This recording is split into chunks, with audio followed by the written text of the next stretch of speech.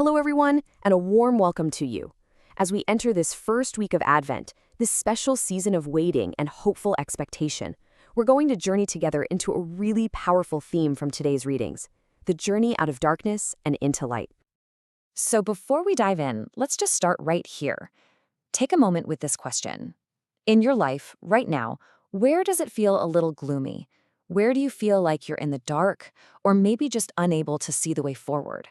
Because I promise you, the words we're about to explore speak directly to that feeling. So let's just take a breath together. Let us open our hearts to the light that is always seeking to enter our lives, the light that brings with it understanding, healing, and so much hope. You know, what's so amazing about these readings is that we are not the first people to wrestle with them, not by a long shot. For centuries, brilliant minds, we're talking heavy hitters like Augustine, Calvin, Chrysostom, they've all sat with these exact same words. So today, we're really just stepping into this beautiful, timeless conversation about what it means to search for light. All right, our journey begins with this absolutely stunning promise from the prophet Isaiah.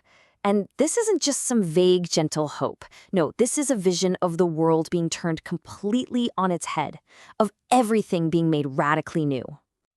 Look at this stark contrast Isaiah paints here. He says that out of all the gloom and darkness, the deaf will finally hear and the blind will finally see. But notice, it goes so much deeper than just physical senses.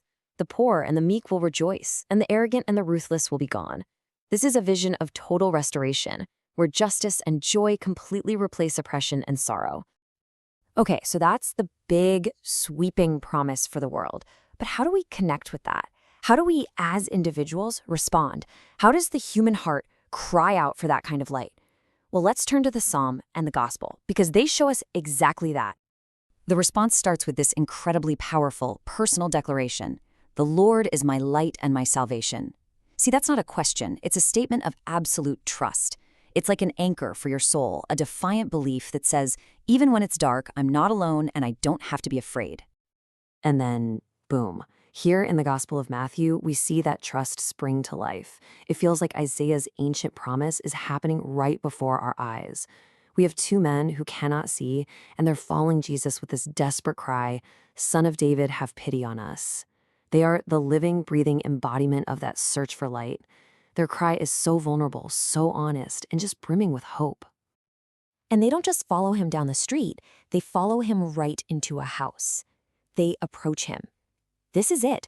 This is the moment of encounter, where their desperate cry for help is met with a direct, personal question that's going to change everything. Now, notice this. Jesus doesn't just snap his fingers and heal them. First, he asks this absolutely pivotal question: do you believe that I can do this? He puts the question squarely on them, and in doing so, he really puts it to all of us. Do we actually believe that change is possible? That light can break into our own darkness? Their answer is so simple and so powerful. Yes, Lord. And with that one word, yes, everything shifts. Jesus' response, "Let it be done for you according to your faith," is the turning point. This is so, so important. The healing isn't some magic trick. It is directly, fundamentally connected to their belief. Their trust, their faith, that's what created the space for this transformation happen. And the result, it's told with this beautiful, stunning simplicity. And their eyes were opened. Just like that. The promise from Isaiah is fulfilled. The trust of the psalmist is answered. It all comes together in this one profound moment. Sight is restored. So that's an amazing story, right? But what does this ancient account of healing have to do with you and me today? Well, it's so much more than just a story. It's actually an invitation. It lays out a path for how we too can move from our own places of darkness into light. Their journey really gives us a clear three-step roadmap. First, we have to acknowledge our need. We have to be honest enough to name our own blindness, just like they cried out for pity. Second, we have to actually ask for help, approaching with that same kind of raw vulnerability. And third, we have to trust that transformation is possible. We have to offer our own yes, Lord, to the possibility of healing and change in our lives. So let's close with this prayer, just holding these ideas in our hearts for a moment. May we have the courage to name our blindness, the faith to ask for healing, and the grace to see the world and to see each other completely anew. And that leaves us with one final and maybe the most vital question. You see, the story doesn't end when their sight is restored. In a way, that's where it really begins. Seeing is an active choice. So, as we go forward from here, the question for every single one of us is this. Now that your eyes are opened, what will you choose to see?